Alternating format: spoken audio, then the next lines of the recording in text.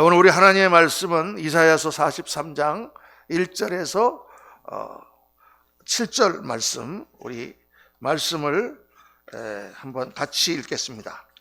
이사야서 43장 1절에서 7절까지 7절인데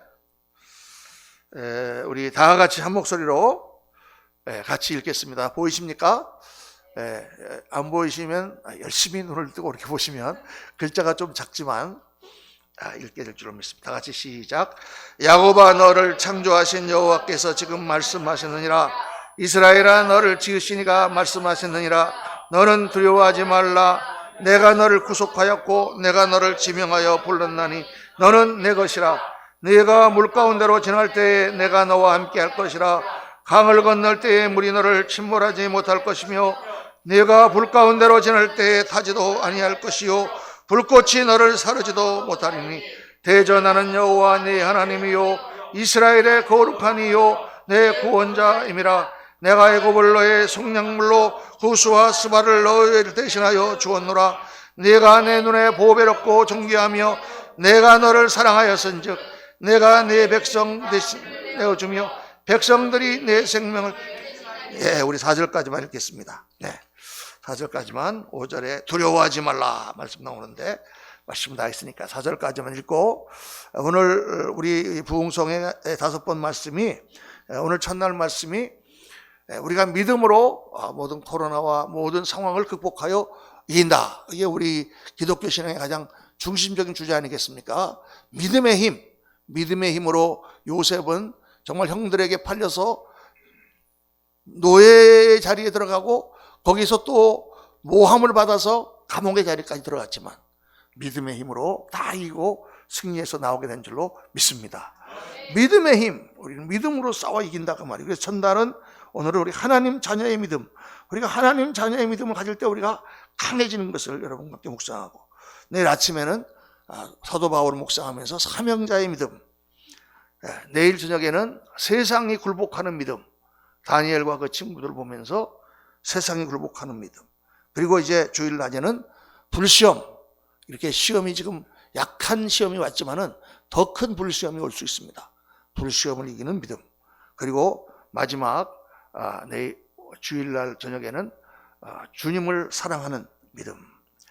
그 믿음으로 우리가 세상을 이긴다. 여러분, 세상의 모든 것은 다 힘으로 돌아가게 되어 있습니다. 힘으로 모든 것이 다 결정되는 거예요. 힘이 센 자가 힘이 약한 자를 누르고 이기는 것입니다. 물론 힘에는 여러 가지 종류가 있죠. 세상에서 말하는 주먹도 힘이죠. 힘센 사람이 오면 약한 사람은 눌릴 수밖에 없죠. 권력도 힘이죠. 돈의 힘도 힘이죠. 돈이 많은 사람이 적은 사람을 다 이기는 세상이죠. 그런 여러 가지 물리적인 힘이 있습니다. 군사력이 있습니다. 사람의 수의 힘이 있습니다. 그런데 그 힘 말고 그 힘을 지배하는 또 다른 힘이 있는데 그 힘이 뭐냐? 정신력입니다. 정신력, 머리, 지혜, 지력, 통찰력, 그건 정신적인 분야예요. 육신적인 분야의 힘을 누르는 것이 바로 정신적인 분야입니다. 그래서 우리나라 한국 축구가 옛날에는 맨날 못하면은 해설가들이 정신력이 부족합니다 맨날 그러잖아요. 축구가 뭐 정신력만 갖고 할 수 있나? 저쪽에도 빨리 뛰는데 내가 어떻게 정신력으로 빨리 뛰어요? 그래도 하여간 죽기 살기로 해야 된다 뭐 이런 뜻 아니겠어요. 근데 사실은 정신력이 중요합니다. 왜? 정신력이 그를 하여금 훈련하게 하고 그 훈련으로 하여금 그 사람이 실력이 나게 만드니까 김연아 선수나 손흥민 선수가 훌륭한 선수가 된 것은 워낙 타고난 재질도 있고 코치도 좋고 집에서 잘 서포트를 해줬기 때문도 있지만은 그 선수 자체가 강한 정신력이기 때문에 그 모든 훈련을 겪어내고 세계의 탑 클래스에 서는 거예요. 여러분, 테니스 선수들 중에서도 중간에 하다가 나 이거 못하겠어 하고 나자빠지는 애들이 얼마나 많은지 아십니까? 다 박인비가 되는 게 아니다 그 말이에요. 골프 선수가 수만 명이에요. 근데 하다가 너무 힘들어서 못하는 거야. 정신력이 없으니까. 그렇죠. 사업을 할 때도 통찰력이 있어야 됩니다. 무엇을 꿰뚫어 볼 줄 알아야 됩니다. 그래야만 정말 올바른 판단을 할 수가 있잖아요. 그래서 사실은 정신의 힘이 모든 것을 지배하는 거예요. 코로나라든가 뭐 어떤 이런 게 와도 더 중요한 것은 정신력이다 그 말이죠. 정신력이 강하면 병균이 한 길로 왔다가도 7길로 도망가게 되는 줄로 믿습니다. 그런데 모든 사람들이 정치력으로 세상을 싸워야겠지만 그거보다 더 강한 힘이 있는데 그건 뭐냐? 그건 바로 영력이라는 거예요. 영력은 믿음의 힘입니다. 하나님이 성령으로 충분하게 하시는 힘이에요. 그러니까 성경에 보면은 우리가 요셉과 같이 아까 제가 잠깐 말씀드렸지만은 어린 소년이 17살밖에 안 먹은 소년이 그 얼마나 정신력이 문제가 아니다 말이에요. 하나님이 그에게 힘을 주시고 성령의 힘으로 역사하시니까 정신을 능가하는. 그래서 영의 힘이 있는 사람은 영적인 것으로 모든 정신들을 지배할 뿐만 아니라 올바른 판단을 하는 것입니다. 이것이 하나님의 뜻이냐? 하나님이 기뻐하시는 일이냐? 아니면 이것은 악한 것이냐? 세상에서 변호사를 하고 뭐를 하고 뭐 그렇게 공부를 많이 하고 미국에 제일 좋은 그런 대학을 나와도 영적인 것이 잘못되면은 그 좋은 기술과 그 좋은 머리와 그 좋은 교육으로 뭘 하느냐? 사기를 쳐먹는다. 그렇죠? 요새 그런 걸 얼마나 많이 봅니까? 그 좋은 머리와 그 좋은 공부와 그 좋은 시험에 합격해서 그 사람이 자기나 배불리 먹고 살려고 나쁜 짓을 한다고 말입니다. 그러니까 그 정신력을 지배하는 것은 사실은 영적인 힘이요. 영적인 선함과 악함, 하나님의 영이 그에게 임하느냐가 중요하다는 것을 알 수가 있어요. 할렐루야. 근데 코로나를 이기는 것은 뭐냐? 우리가 성령으로 충만하여 하나님의 영을 받고 그 신령한 힘으로 말미암아 우리 정신력이 강해지고 그러므로 말미암아 육신적으로도 이기고 병이 왔다가도 다 치료함을 받고 강하게 되는 역사가 일어나게 되는 줄로 믿습니다. 그래서 우리가 이 부흥회가 중요한 것입니다. 우리가 여기서 무슨 코로나 백신을 나눠주는 것도 아니고 무슨 뭐 여러분들에게 무슨 건강의 비결을 세미나 하는 것도 아니지만은 예수 믿는 사람들은 하나님을 바라보고 모든 것을 통치하시며 주관하시고 모든 것을 아시는 하나님을 바라보고 믿음으로 나갈 때에 코로나가 아니라 어떠한 일이 있어도 우리는 다 이기고 승리하게 되는 줄로 믿습니다. 그래서 우리가 이제 부흥회를 하는 것이죠. 첫날 우리가 이제 묵상하는 것이 오늘 이사야서 44장 말씀 중심으로 하나님 자녀의 믿음, 내가 하나님의 자녀다. 내가 하나님의 자녀요, 하나님이 나를 귀하게 여기신다. 하나님이 나를 너는 내 것이다 라고 이렇게 말씀하셨다. 이 사실을 우리가 올바로 깨닫는 것이 우리에게 엄청난 힘을 준다는 것입니다. 사실 여러분 세상에서 힘을 가지고 무슨 일을 하는 사람들을 가만히 보세요. 세상에서 우리가 무엇을 일으키는 동기, 내가 무엇을 한다, 무엇을 이룬다 이럴 때 그 힘은 사실 두 가지에서 나옵니다. 왜 저 사람은 저거에 이렇게 미친 듯이 저 일을 하는가? 왜 하는가? 그 동기가 사실 거기에 있질 않아요. 내가 무슨 지금 금메달을 따야 되겠다, 금메달 거기 있질 않아요. 사실은요. 어디서 금이 나오느냐? 대개 두 가지에서 나오는데 첫째는 자화상입니다. 자화상, 자기 인식. 나는 이거를 할 사람이야 라고 생각하는 그 생각 때문에 하는 거예요. 자기를 극복하기 위해서. 두 번째는 어디서 나오느냐? 관계에서 나옵니다. 관계. 저 사람이 원하기 때문에. 너 왜 공부를 열심히 하니? 안 하기 싫어 죽겠는데 우리 엄마가 그냥 그렇게 하라고 그러는데 우리 어머니를 생각해서 안 할 수가 없다. 뭐 이렇게 고백하는 거예요.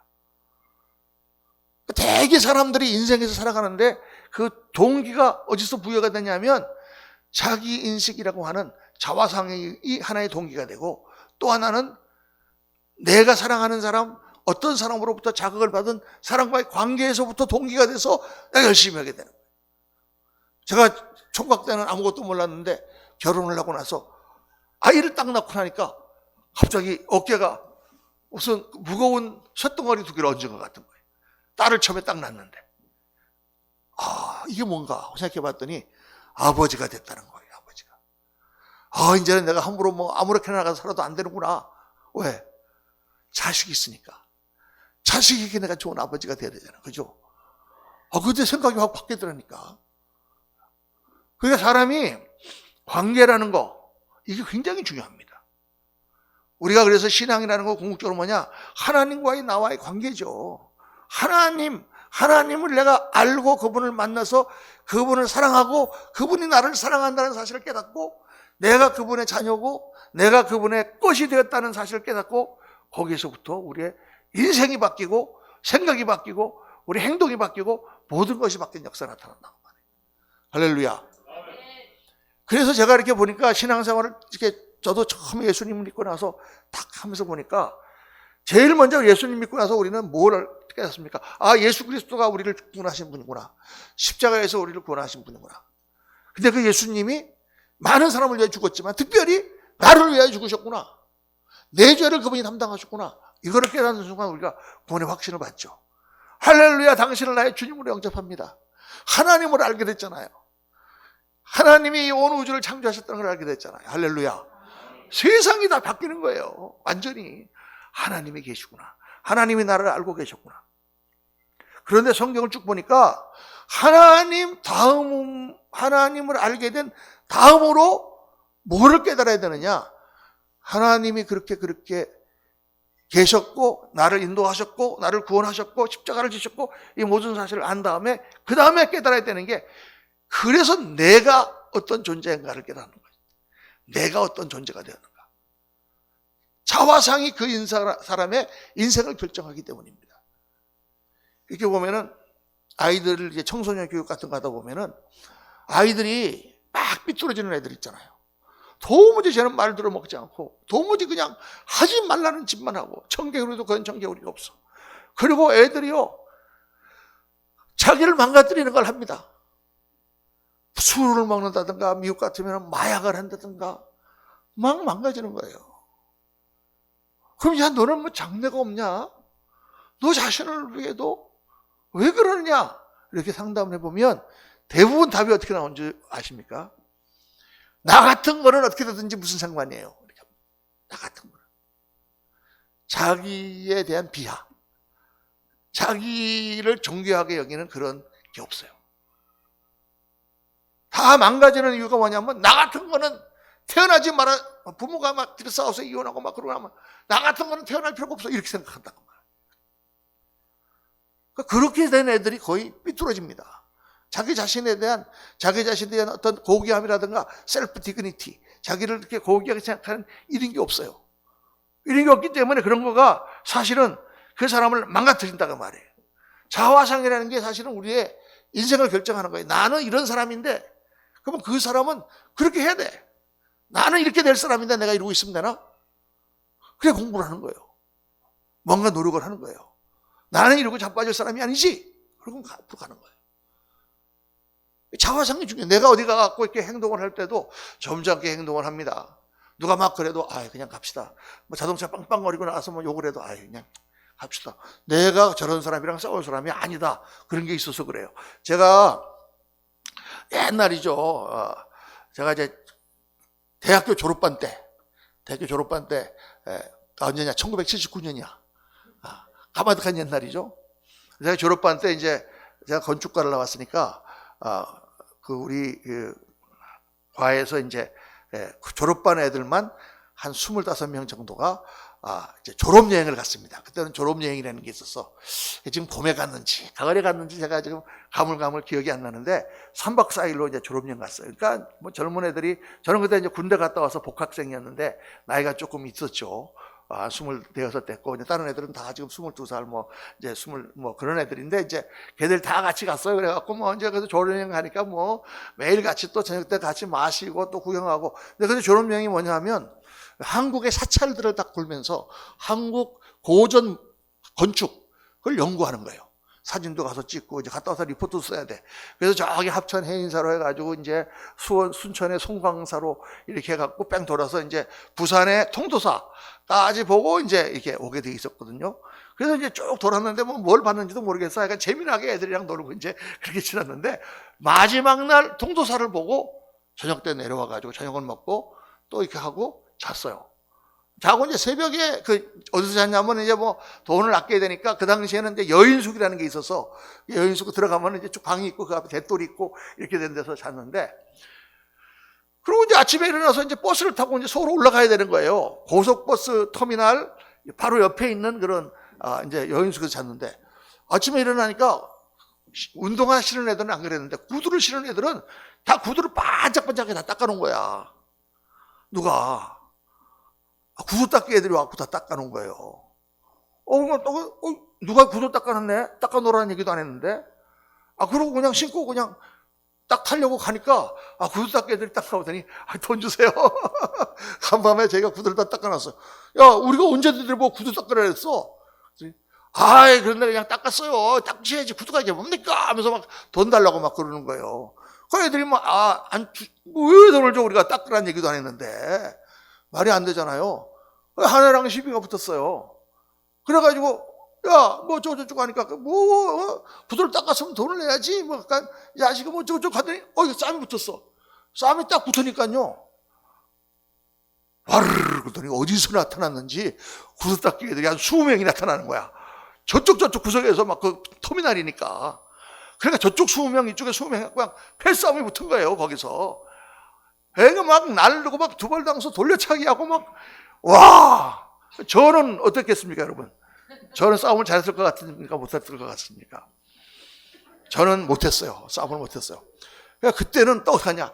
재빨리 옆에 있는 공중전화 박스로 제가 들어갔어요. 그래갖고 112에 전화를 했어요.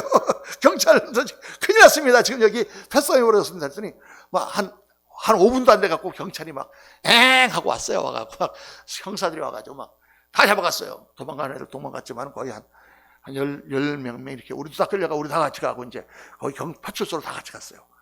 가니까 우리 쪽에 앉아있으라고 그러고 이 형사가 그냥 여기 앉아있는 놈들을 그냥 이거 뭐 책 이렇게 옛날에 이렇게 보면 이런 뭐 파일 같은 거 있잖아요. 두꺼운 거. 이걸 막 대가 퉁퉁퉁 다 때려. 그냥. 그러면서 이놈의 새끼들 말이야. 이 못된 놈들 막 그러면서 서울서 말이야. 이게 내려오신 귀한 분들을 말이야. 이놈들 막 그랬다고 뭐. 우리한테는 야단도 안 치고 막 그놈들 막 그냥 망연단 치더니 그냥.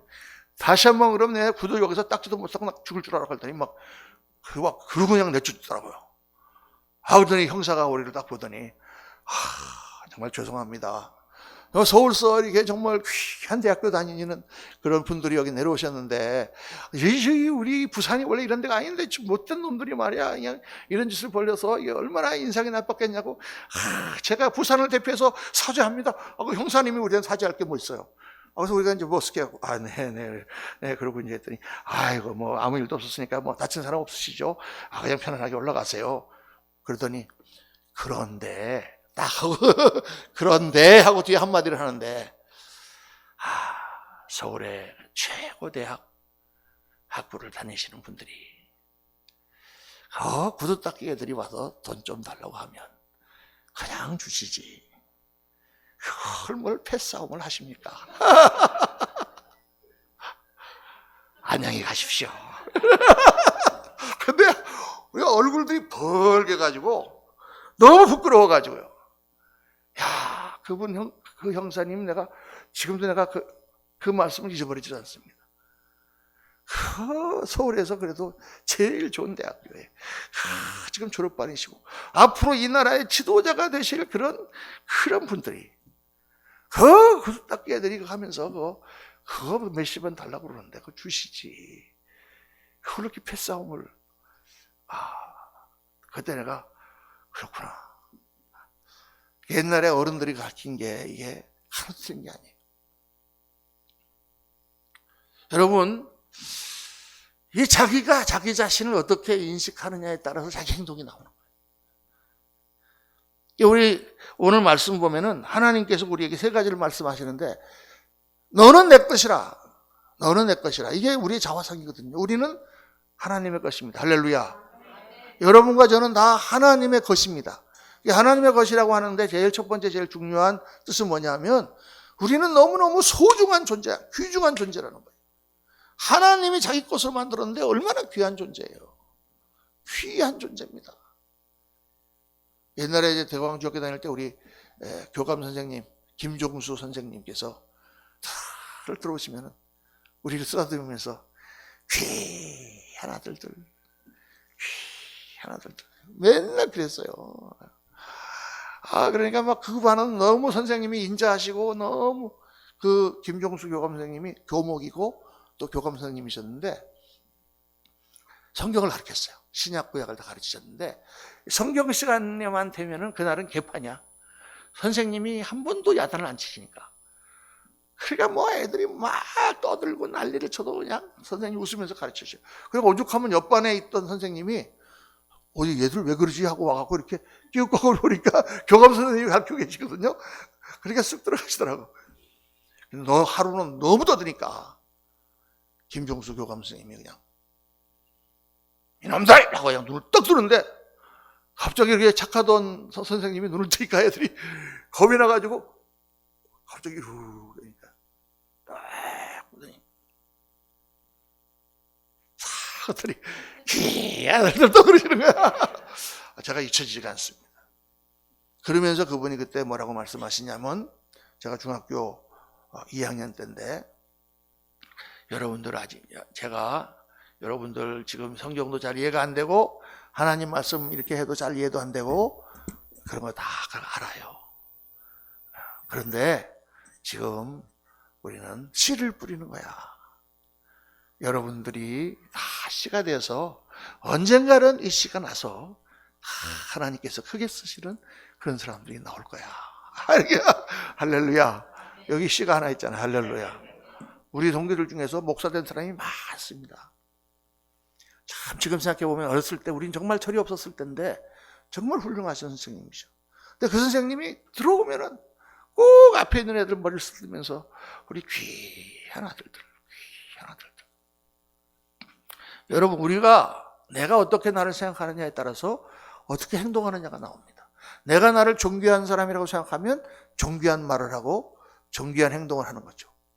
내가 나를 형편없는 사람이라고 생각하면 내가 나를 터프한 사람이라고 생각하면 막 말을 함부로 하고 이렇게 막 나오는 거예요. 자기가 자기를 어떻게 생각하냐. 그래서 옛날에는 양반에서는 양반교육을 시켰느냐. 너네 막 양반이야. 뛰어가지 마. 양반이 그까지 뭐 급하다고 뛰어가냐. 그랬죠. 양반이 놈아 어떻게 옛날에 이규태시라고 그분이 그 이야기한 그 조선 그걸 보면은 자기 할아버지한테 맨날 혼났대. 시골에서. 왜? 할아버지 한 양만 주세요. 그러면 막 연락친다는 거야. 한 양. 양반이 놈아 돈을 하나 둘 쉬어? 그냥 좀 주세요. 그래야지. 그까짓 거 양반이 무슨 돈 갖고, 야, 옛날에 선비정신이라는 게 있었다가 말이야. 그러니까 무슨 돈 한 양, 두 양 이런 걸 세고 있냐. 그냥 좀 있거나 좀 없거나 그런 거지. 그래갖고 돈을 달라 그래갖고 야단 맞은 게 아니라 한 양 달라 그랬다고 야단 맞았다. 그렇게 교육을 시킨 거예요. 지금 다 없었지만 옛날에 경기고등학교라고 있었잖아요. 경기고등학교의 교장 선생님이 유명한 사람이었습니다. 우리 친구들 얘기 들어보면은 매일 아침 조회를 하는데 아침 조회, 10분 조회를 방송으로 훈시를 하시는데 그때마다 꼭 얘기를 했대요. 너희는 대한민국의 엘리트야. 너희는 대한민국의 엘리트야. 너희는 대한민국의 지도자야. 그 고등학교 나온 사람들이 지금 다 저기 정부 요초에다 깔려 있지 않습니까? 너희는, 얘들은 저는 그 학교 안 나왔으니까 들어가서 보니까 애들 생각이 벌써 그렇게 돼 있어요.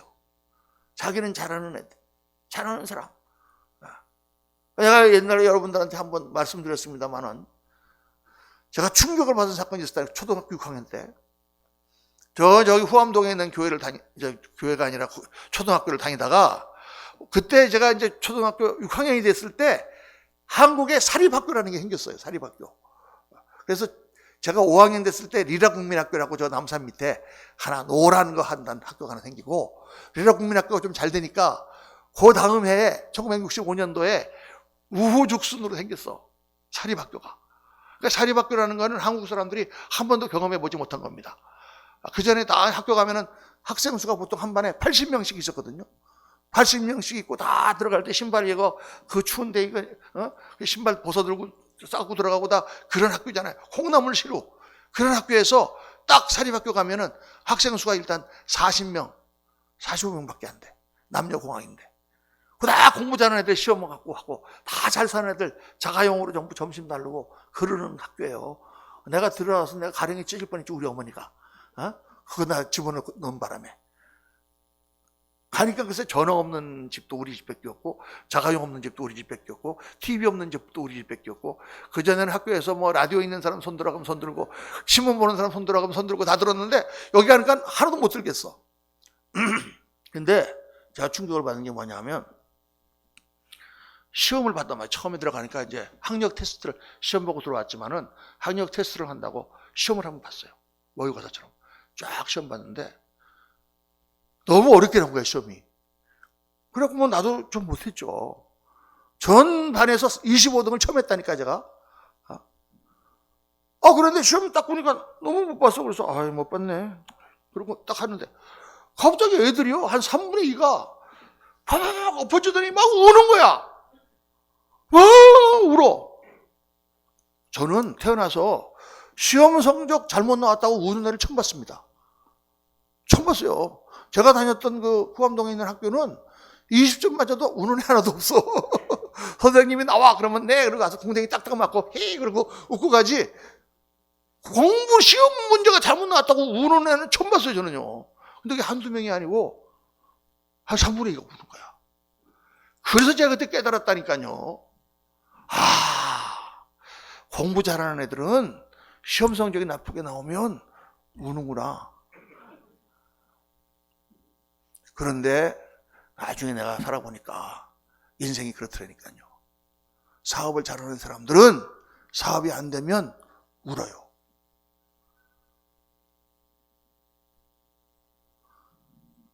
신앙생활 잘하는 사람들은 신앙생활이 안 되면 울어. 그게 차이야, 그게 차이야. 못하는 사람들은 그냥 그런 거지 뭐 그냥 그렇게 살아. 그런데 잘하는 사람들은 안 되면 울어. 에휴, 내가 어떻게 해서 내가 이겨야지. 울고 막 불면서 달려든단 말이에요. 그래갖고 성공하는 거예요, 여러분. 그렇구나. 그게 차이로구나. 목회를 하면서 보니까 목사님들이 막 교회도 안 되고 그냥 성도들 힘도 없고 그런데도 그냥 막 그러고 그냥 지내. 그런데 정말 힘 있는 목사님들은 울어. 기도원에 가서 그냥 울어. 하나님 앞에 막 울면서 어쩌다가 내가 이렇게 목회를 못합니까? 왜 나에게 영역이 없습니까? 왜 하나님 나에게 은사를 안 주십니까? 왜 내 말씀을 듣고 사람이 변하지 않습니까? 막 하나님께 매달리고 울어. 그러면 그 사람이 하나님이 부어주셔서 새로운 역사 일어나고 목회를 잘하고 힘있게 하는 거예요. 사람 수가 많고 적은 게 중요한 게 아니라. 그때 내가 정말 인생이 중요하게 깨달았다니까.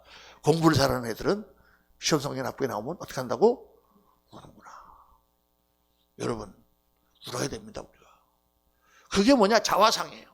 나는 공부를 잘하는 애다, 그 말이에요. 근데 왜 성적이 이거밖에 안 나왔냐? 화가 나죠? 불하죠? 울죠? 사도 바울이 아테네에 갔는데, 아테네에 그 당시 세계 최고의 석학들, 철학자들, 정말 세계 과학, 모든 똑똑한 사람들은 다 모여있는 아테네 학문의 도시에 갔는데, 지성의 도시에 갔는데, 가니까 우상이 너무 많아. 그런 곳마다. 우상이 4만 개에서 5만 개가 있었단 말이에요. 아테네시에. 하다 보니까 이름을 알 수 없는 신이라는 것도 있다 그래. 그걸 보고 사도 바울 마음에 분함이 일었다 그랬어. 이렇게 똑똑한데 왜 하나님을 모르냐? 이렇게 많이 공부를 했다는데 왜 이 형편없는 우상들을 섬기고 있느냐? 여러분, 예수를 믿는 사람들이 그런 분함이 일어나야 됩니다. 왜 하나님 말씀이 살아계시고 하나님께서 모든 걸 통치하시는데 왜 오늘 젊은이들이 하나님을 믿지 않냐고 세상적인 즐거움에 빠지고 있는가? 분함이 일어나야 돼요. 분함이. 울어야 돼요, 우리가. 그것 때문에. 그런 마음과 열정이 없이 어떻게 우리가 복음 전하겠습니까? 안 믿는 애들 안 믿어요. 그냥 그러고 지나가 버릴 수 있나요? 그게 차이다 그 말이에요. 그러니까 내가 어떤 존재인가? 그런데 하나님께서 뭐를 말씀하시느냐? 너는 참으로 귀중한 존재다. 존귀한 존재다. 오늘 말씀에 내가 너를 보배롭고 존귀하게 여겼나니. 내가 너를 보배롭고 존귀하게 여겼나니. 자, 너는 내 것이라 그 말은 우리를 하나님의 소유로 만들었다는 거예요. 하나님의 소유. 자, 보세요. 로마서 14장 7절에서 9절까지의 말씀 한번 읽어보겠습니다. 말씀 한번 띄워봐 주세요. 로마서 말씀 보면은 로마서 말씀 준비가 안 됐으면 그 8장이고 로마서 14장 7절에서 9절 말씀 보면 제가 읽겠습니다. 그러므로 우리가 살아도 주를 위하여 살고 죽어도 주를 위하여 죽나니 그런즉 내가 사나 죽으나 주의 것이로라. 이렇게 말씀하고요. 그 다음에 이를 위하여 그리스도께서 죽었다가 다시 살으셨으니 그랬어요. 그 로마서 7장 14장 7절에서 9절 말씀 제가 제일 좋아하는 말씀인데, 내가 살아도 주를 위하여 죽어도 주를 위하여 죽나니 그러므로 내가 사나 죽으나 주의 것이로라. 내가 사나 죽으나 주의 것이로라. 내가 사나 죽으나 주님의 것이 되었다. 이를 위하여 그리스도께서 죽었다가 다시 살으셨으니. 뭐를 위하여 죽었단 말이에요? 예수님이 뭐를 위하여 죽었단 말이에요? 나를 주의 것으로 만드시기 위하여 예수님 죽으셨다가 말이에요. 아멘. 나를 주님의 것으로 만드시기 위하여 예수님 죽으셨어요. 여러분 뭐를 갖고 싶은 거 있으세요? 뭐 여자분과 같으면 나는 평생 이카라트짜리 반지를 한번 끼워보는 게 소원이다. 그렇다 치면 그걸 위해서 여러분 죽으시겠습니까? 목사님 저는요 한번 80평짜리 아파트에 한번 살아보는 게 소원이에요. 그래요. 80평 아파트가 있다 칩시다. 그러면 그것을 위해서 죽겠냐고 말이에요. 여러분 죽을 수 있는 건 아무것도 없어요. 내 자식이 있는데 자식을 위하여 내가 죽겠습니다. 그것도요. 뭐 그런 분들이 있지만은 쉽지 않아요. 내 자식을 위하여 내 콩팥 하나를 떼어주겠습니다. 내 부모를 위하여 내 콩팥 하나를 떼어주겠습니다. 이건 사실 그게 쉬운 일이 아니잖아요. 그렇죠? 또 띄워주고 내가 살으니까 하는 거지. 내가 두 개 다 띄워주고 난 죽겠습니다. 그건 없다고 말해요. 여러분, 뭐를 위해서 우리가 죽겠어요? 그런데 주님은 우리를 자기 것으로 만드시기 위하여 죽었다고 말해요. 그러니까 그 로마서 14장 7절에서 9절 말씀은 내가 살아도 주를 위하여 죽고 죽어도 주를 위하여 죽고 으쌰으쌰 이런 말씀인 것 같지만 사실은 그 뒤에 나오는 결론의 말씀은 정말 우리는 하나님이 목숨을 바쳐서 우리를 구할 정도로 귀한 존재들이다. 거기에 나오는 가장 중요한 진리예요, 여러분. 내가 얼마나 존귀한 사람이라는 걸 우리가 알아야 됩니다. 이거를 깊이 묵상해야 됩니다. 여러분 한번 따라합시다. 나는 존귀한 사람이다. 옆에 분 보고 한번 말씀합시다. 당신은 너무 존귀하신 분입니다. 존귀하신 분입니다. 정말 존귀하신 분이에요. 여러분 한 분 한 분이 존귀해요. 그래서요 이 존귀라는 게 얼마나 중요한지 몰라요. 모세, 많은 분들이 그런 질문합니다. 모세는 가나안 땅에 들어갔습니까? 못 들어갔습니까? 못 들어갔어요. 왜 못 들어갔어요? 반석을 갖다가 마지막에 다 와가지고, 그전에도 반석을 쳐서 물을 여러 번 냈는데 마지막에 와가지고 하나님이 반석을 명하여 물을 내라 그랬는데 반석을 2번 쳐갖고 물을 냈어요. 그래갖고 그것 때문에 못 들어갔다. 하나님께서 모세에게 말씀하셨어요. 네가 백성들 앞에서 나의 거룩함을 나타내지 아니하였도다. 이거 질문들을 많이 해요. 우리 전도사님들도 질문하고. 그럼 왜 그랬을까요? 모세가 얼마나 하나님의 일을 많이 했습니까? 홍해를 갈랐죠. 10가지 재앙을 일으켰죠. 기도하니까 만나가 내렸죠. 메추라 때가 왔죠. 그 백성들이 말씀 안 듣고 우상을 숭배하는데 그 율법을 받아갖고 40일 동안 금식하면서 내려왔죠. 그 백성들을 위해서 기도하면서 하나님 내 이름을 생명농에서 지워주옵소서. 차라리 이 백성을 버리지 마시고 이렇게 백성을 위해 기도했던 종이 모세잖아요. 그런데 왜 마지막 판에 불 한 번 내는 그 사건으로 인해서 모세가 가나안 땅에 들어가 보지 못하고 느보산에서 가나안 땅을 바라보면서 죽었다고 말이에요. 그럼 도대체 모세가 뭘 잘못한 거냐? 목사님들의 해석이 여러 가지예요. 첫째는 모세가 그걸 갖다가 한 번 치라고 그랬는데 2번 쳤다.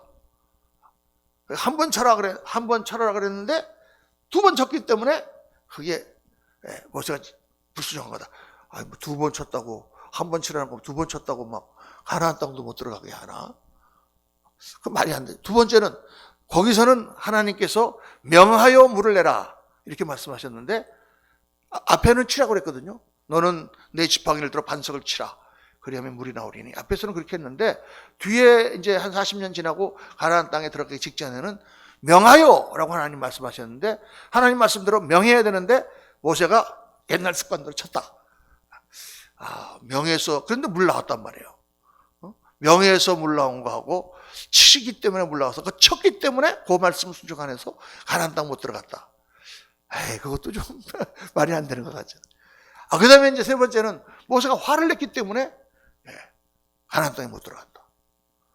백성들을 향하여 진노하면서 이 패역한 백성이요, 내가 너희를 위하여 물을 내랴 하면서 딱 쳤다. 화를 냈기 때문에. 그런데 모세가 화를 낸 게 한두 번인가? 원래 모세가 다혈질이잖아요. 그 전에도 뭐 화내고 막 그랬는데, 모세가 하나님의 율법판도 막 깨트려버리고 그랬는데, 그죠? 그 화 한 번 냈다고 그렇다고 거기까지 못 들어가느냐? 이게 도대체 해석이 안 되는 거예요. 그런데 가만히 제가 말씀을 어느 날 묵상하면서 하나님 기도하는데 하나님께서 저에게 가르쳐주셨어요. 거기 뭐라고 말씀하냐면, 네가 이 백성 앞에서 나의 거룩함을 나타내지 않았다. 거룩하다는 게 무슨 뜻이냐면, 거룩하다는 뜻은 원래 카도시라고 하는 말인데, 그 말은 하나님 우리와 완전히 구별되었다. 그분은 완전히 우리랑 다르신 분이다라는 뜻이에요. 이사야서에 나오는 말씀처럼 하나님의 생각은 우리 생각과 다르고 하나님 뜻은 우리 뜻과 달라서, 그 길은 우리 길과 달라서 하늘이 땅보다 높은 같이 하나님이 하시는 모든 일은 사람으로 알 수 없게 됐다. 그 말이에요. 하나님이 하시는 그 모든 섭리는 우리 인간이 머리로서 다 이해할 수 있는 거가 아니야. 그렇게 하나님은 우리와 다른 존재야. 그분은 모든 것을 아셔. 그분은 모든 것을 주관하시는 분이야. 그 하나님의 거룩함을 네가 나타내지 않았다는 말은 무슨 말이냐? 제가 그 말씀을 가만 보니까, 모세가 그 백성들을 향하여 40년 동안 참고 참았는데, 이 40년을 하나님이 만나를 주시고 메추라기를 주시고 모든 아말렉을 멸하게 하시며 그들에게 단물을 내시고 지금까지 다 인도해 오셨는데, 40년을 그렇게 가르쳐도 아직도 물이 안 나온다고 아우성을 치면서 그렇게 하는 백성을 보면서 모세가 이 패역한 백성아, 새 번역에는 이 반역한 백성아 이렇게 하더라. 내가 너희를 위하여 물을 내랴 이 더러운 놈들아. 그게 하나님을 화나게 하신 거예요.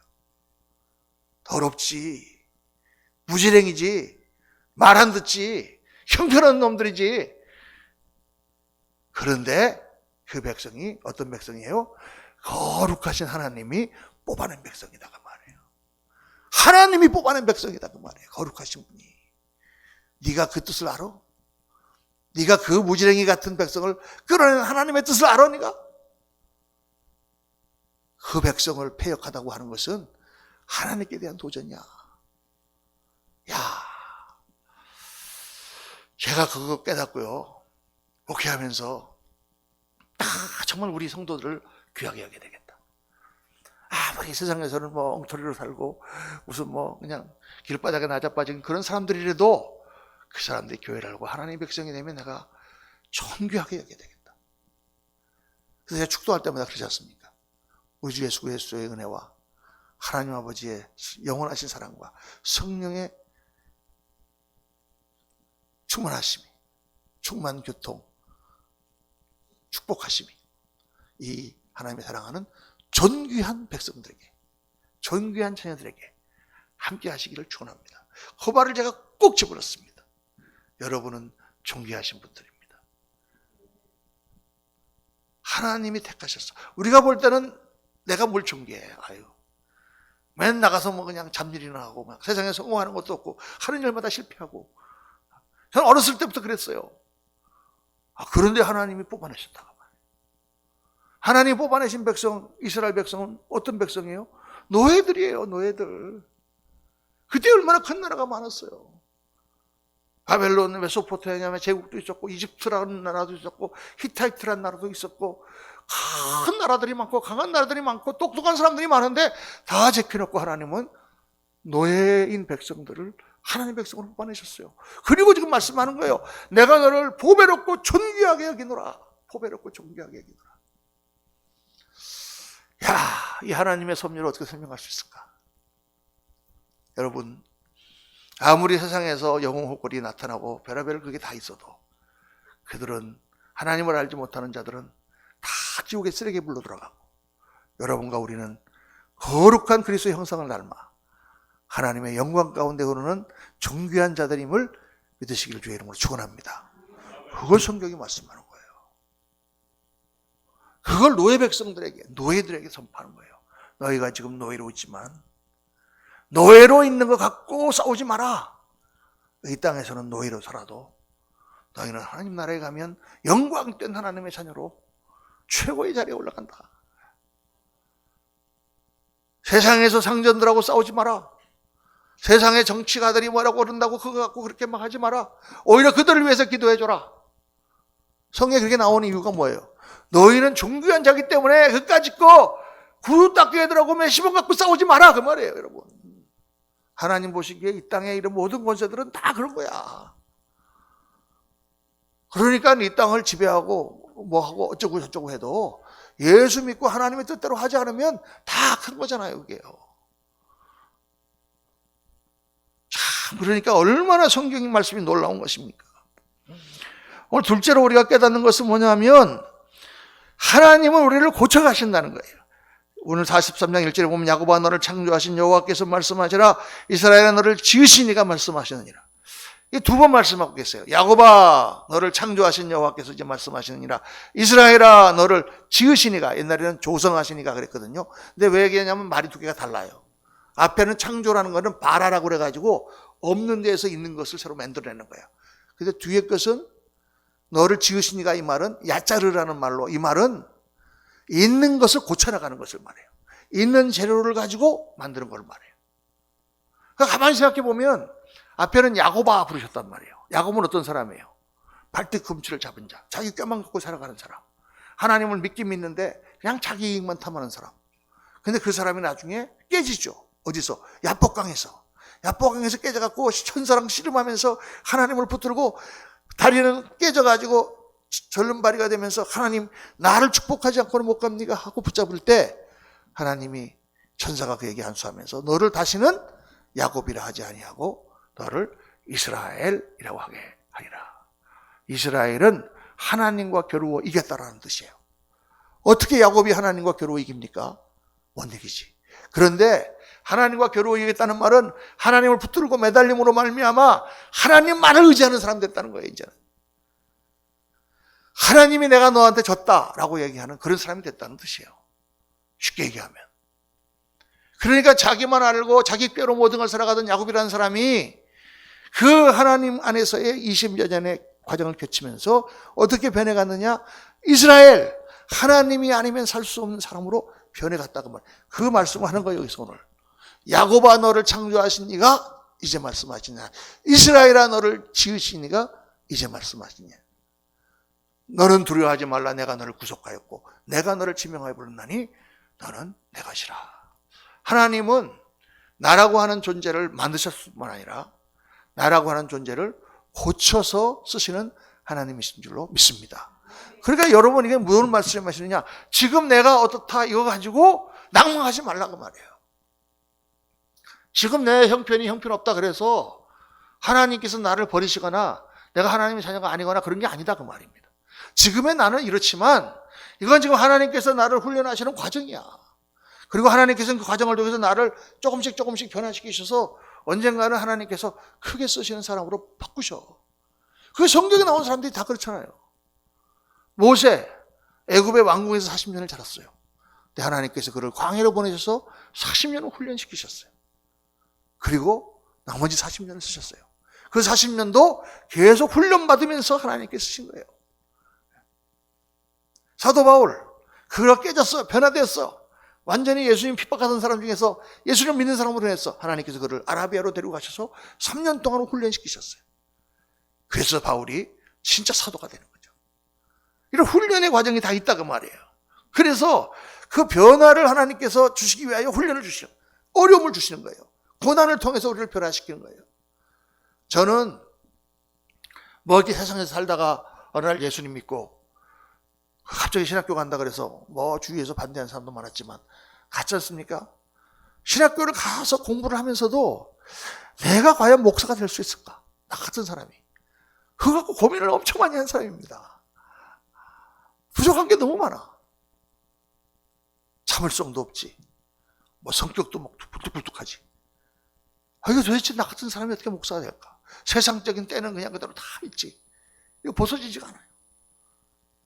그런데 하나님께서 이 신학교 과정과 개척 목회를 하고 하는 그 과정을 정말 많은 시행착오를 겪으면서 정말 고생을 하는 과정을 통해서 하나님께서 나를 바꿔주시기 시작했어요. 처음에는요, 뭐를 내가 기도하고 뭐 결정을 했는데도 뭐 기도한다고 하나님께서 야 가서 예배당을 만들어라 이렇게 합니까? 그런 생각 하나도 안 들어와요. 근데 우리가 처음에 이렇게 이제 가정에서 예배를 드리다가 조그만 유치원, 가정집 같은 유치원 지하실에서 예배 드렸고, 지하실이요 요만해요 방이. 거기서 예배 드렸거든요. 그러니까 이제 뭐 거기서 드리다가 보니까 막 성도들도 많아지고 그러니까 어디를 가야 되겠는데 도저히 비싸가지고 그냥 살 수가 없어. 그래서 자꾸 다니다가 거의 1년 동안을 찾다가 이제 창고를 하나 발견해서 들어갔는데 굉장히 비싸요. 근데 이게 들어가는 거가 과연 잘한 것인지 아니면 이거 큰일 나는 일인지 이게 확신이 없는 거야.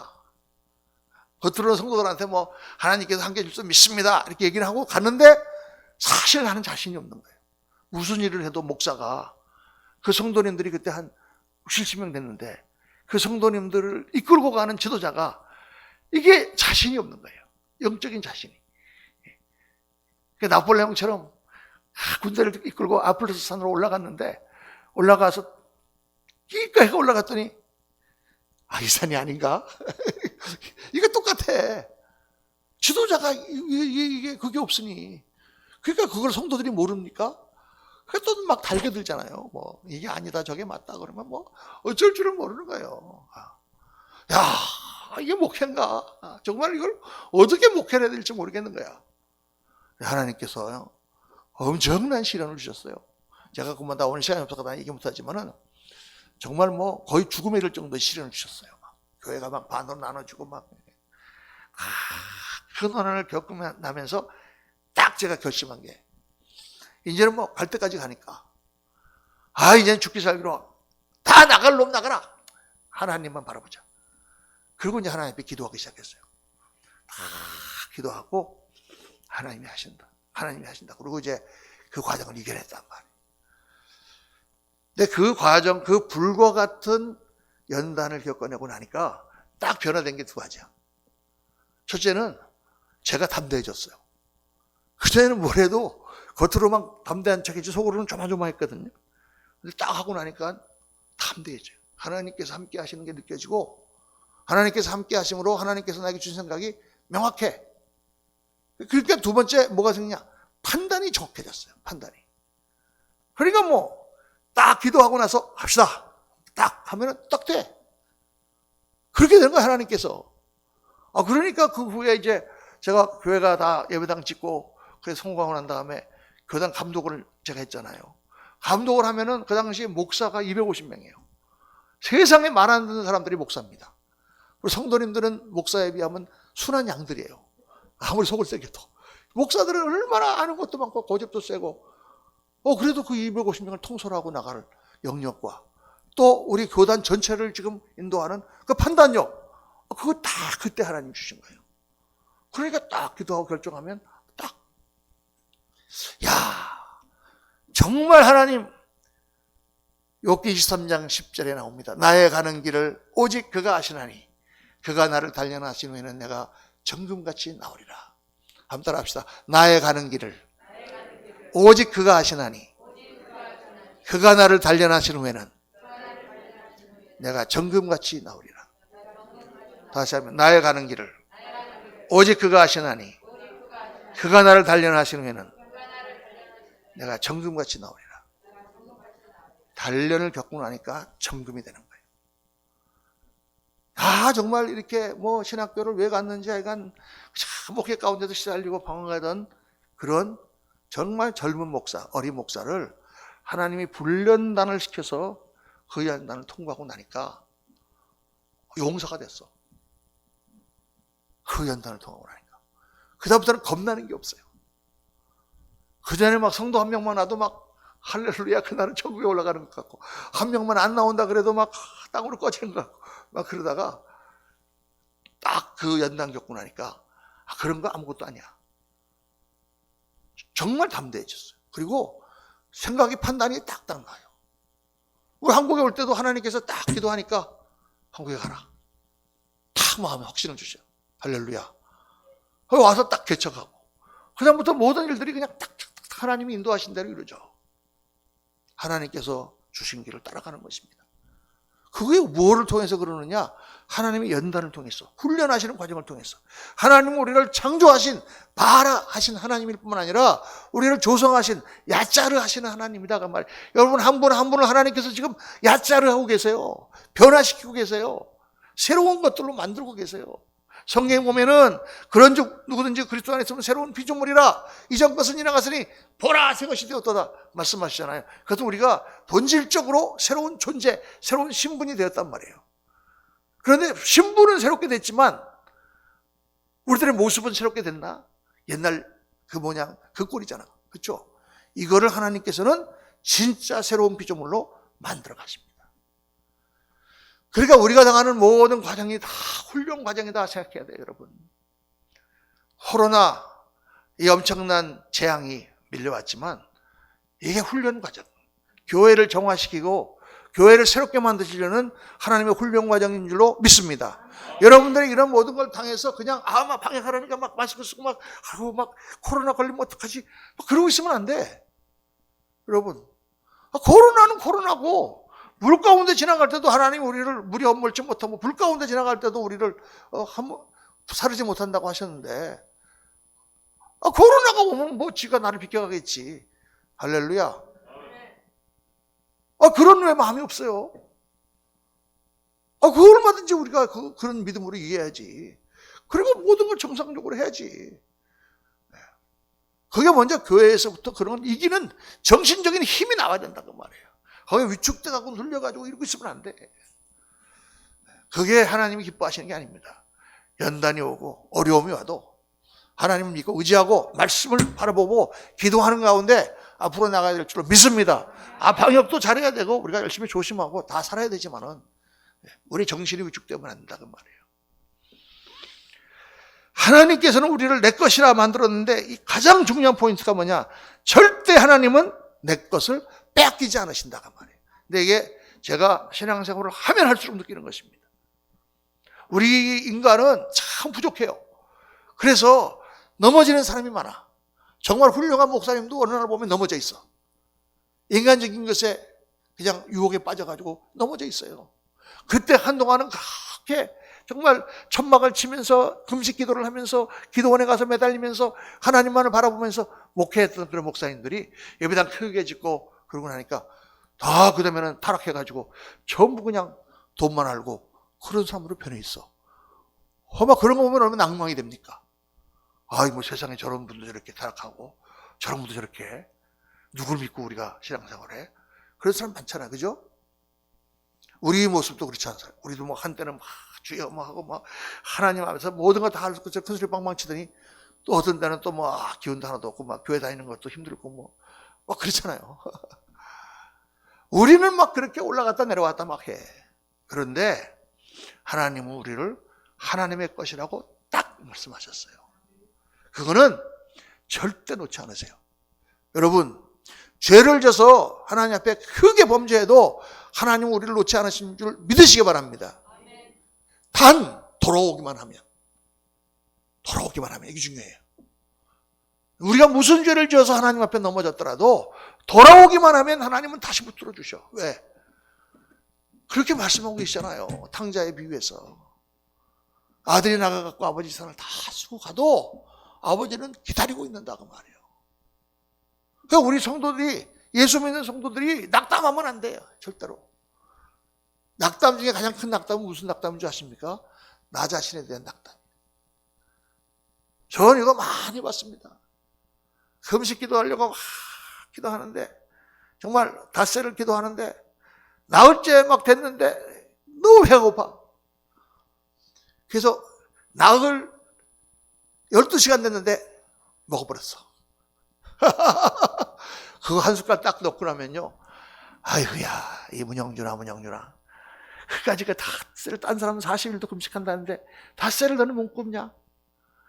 그런 의지를 갖고 네가 뭘 한다고 그러냐? 이런 자책감이 들지 않겠어요? 내가 이건 절대 하지 않겠다 결심했는데 소인작심 불과 3일도 안 가가지고 깨버려. 여러분, 목사도 맨날 그래. 결심 1월 1일 날 내가 이거 절대 끊겠습니다. 사람들 앞에 나와서 내가 오늘 담배 끊겠습니다. 막 결심한 집사님이 한 보름 지나면 다시 피고 있어. 어디서 그렇게 하고. 여러분, 우리 인간은 다 그래요. 그런데 하나님은 뭐라고 하시느냐? 내가 너를 버리지 않는다.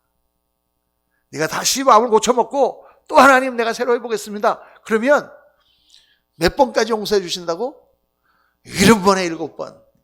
그거는 무한대로 용서해 주신다는 말이에요. 여러분, 이거는 그러니까 우리가 마음대로 죄를 져도 된다는 뜻이 아니에요. 절대로. 죄를 지을 수가 없죠. 그렇게 하나님 사랑하시니까. 그런데 한 가지 절대 잊어버리지 마는 것은 우리가 아무리 게을르고 아무리 신앙생활을 엉망으로 하고 해도 하나님이 나를 내 것이라 붙든 사람은 절대 놓지 않는다. 그 말. 그러니까 언제라도 돌아가면 돼요. 언제라도 돌아가면 돼요. 우리 옛날에 목사님들이 그런 거 많이 말씀하셨습니다. 어떤 사람이 정말 하나님 앞에 큰 죄를 범하고 정말 똥통 같은 데 빠졌습니다. 다시 건져 나올 수 있을까? 여러분, 무슨 물건이 내가 좋아하는 물건인데 저기 오물 가운데 완전 빠져버렸어. 그거 가서 주워 올리겠어요? 안 주워 올립니다. 그런데 그게 다이아 반지라면 어떡하겠어요? 잠수부를 동원해서라도 가서 주워 올립니다. 그렇죠? 다이아 반지는 잠수부를 동원해서라도 가서 주워 올려. 왜? 귀한 거니까. 하나님은 우리를 그렇게 붙들고 계신다. 그걸 절대 잊어버리면 안 돼요. 하나님의 사랑은 절대 의심하지 말고 기다리고 계신다는 것만 알고 계세요.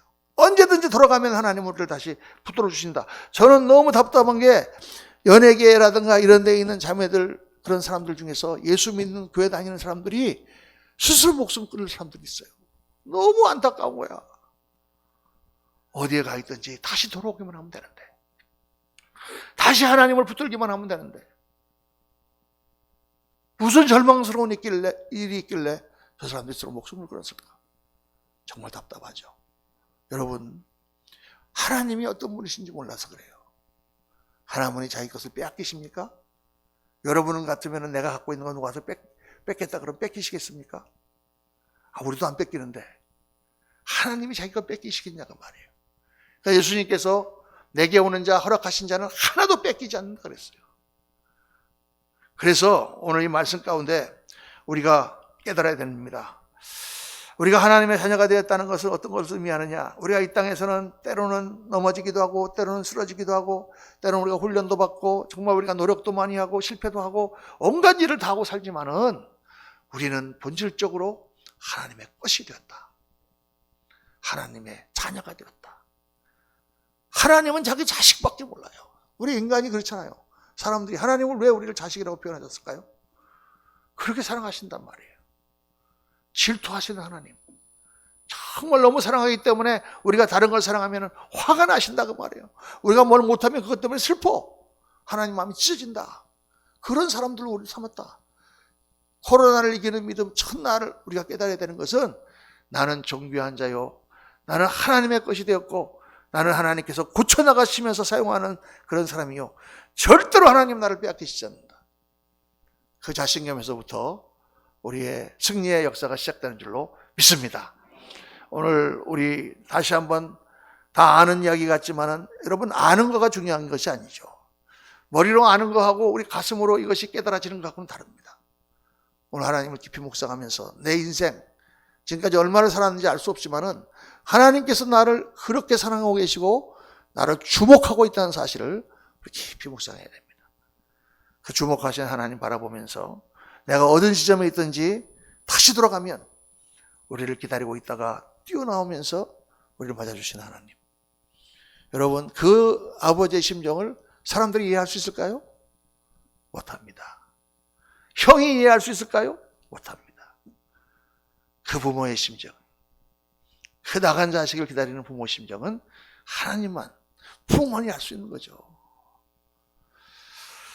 오늘 말씀을 묵상하면서 우리 같이 한번 통속으로 기도하겠습니다. 오늘 하나님 말씀 가운데 우리가 그동안 하나님 앞에 실수하고 부족하고 연약했던 것이 많이 있었을 것입니다. 이 시간 그것들을 다 내려놓으면서 정말 하나님, 이 코로나가 우리를 지배하고 있고 또 모든 세상이 코로나를 중심으로 돌아간 것 같지만 내가 하나님의 자녀인 것과 음악을 좀 올려주시고 내가 하나님의 자녀인 것과 정말 하나님이 나를 사랑하시고 내가 너무나 존귀한 존재라고 하는 그 사실은 변함이 없습니다. 여러분 한 분 한 분을 하나님 얼마나 사랑하시는지 내 자화상이 하나님의 자녀로서의 자화상으로 바뀌지 아니하면 그러면 우리는 우리의 삶을 절대로 변화시킬 수가 없습니다. 내가 얼마나 존귀한 자인지 알지 못하면 우리는 정말 존귀한 말, 존귀한 삶을 살 수가 없습니다. 내가 얼마나 하나님이 사랑하시는 그러한 존재인가 오늘 시간 깊이 묵상하시고 하나님은 나를 오늘 바꿔 가신다, 변화시켜 가신다. 하나님은 나를 절대 빼앗기지 아니하신다. 나는 하나님의 것이 되었다. 우리 한번 시간 깊이 묵상하시면서 같이 한번 통성으로 하나님께 기도하실 때에 하나님 감사합니다. 오늘 나와 같은 자를 하나님의 것으로 삼으시고 정말 무지랭이 같고 정말 변덕스럽고 정말 하나님 앞에 그렇게 지키지 못하는 그러한 나와 같은 자를 하나님의 것으로 만드시고 하나님 자녀 삼으시고 감사합니다. 그 자존감을 되찾을 수 있도록 도와주옵소서. 시간에 통성으로 같이 한번 기도하겠습니다.